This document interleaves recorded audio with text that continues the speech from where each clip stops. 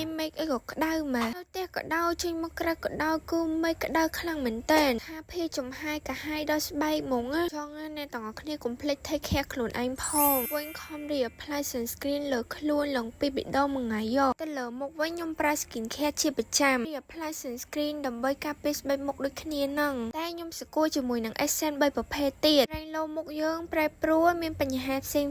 ក្តៅអញ្ចាស់ភេចំហាយមកកាហាយដល់ស្បែកទៅស្បែកមុខយើងអាចនឹងរលមាស់អីម្ដងម្កាលដែរបញ្ហាហ្នឹងអាចមកសាក់ប្រើ Dr. JK Snail Mucin Essence បានសេមួយនេះប្រើដើម្បីកាត់បន្ថយរលាកក្រហមនៅលើស្បែកផ្ដល់សំណើមបានល្អដែរតែបើបងអូនចង់បង្រួមរញើសហើយឲ្យស្បែកមុខមកស្អាតទៀតតែមកប្រើជាមួយនឹង Dr. JK Vitamin Retinol Essence មួយនេះយកទៅជំរុញកោសិកាចាស់បានដែរសេនេះនឹងជួយជំរុញកោសិកាថ្មីឲ្យលូតលាស់មកវិញទេព្រោះមុខខ្ញុំអត់មានប្រតិកម្មអីទេខ្ញុំនឹងប្រើជាមួយនឹង Dr. JK Vitamin Collagen Essence ព្រោះវានឹងជួយកាត់បន្ថយហើយប្រឆាំងភាពជ្រីជ្រួញនៅលើស្បែកនិងជួយធ្វើឲ្យស្បែកមុខខ្ញុំហាប់ណែនស្អាតទៀតបើខ្ញុំតែងតែ recommend ហ្នឹងអូនគួរតែមាន essence ទាំង3ប្រភេទរបស់ពេជ្រម៉ូលីនេះនៅក្នុងដៃដើម្បីជៀសវាងការកើតបញ្ហាផ្សេងៗនៅលើស្បែកមុខ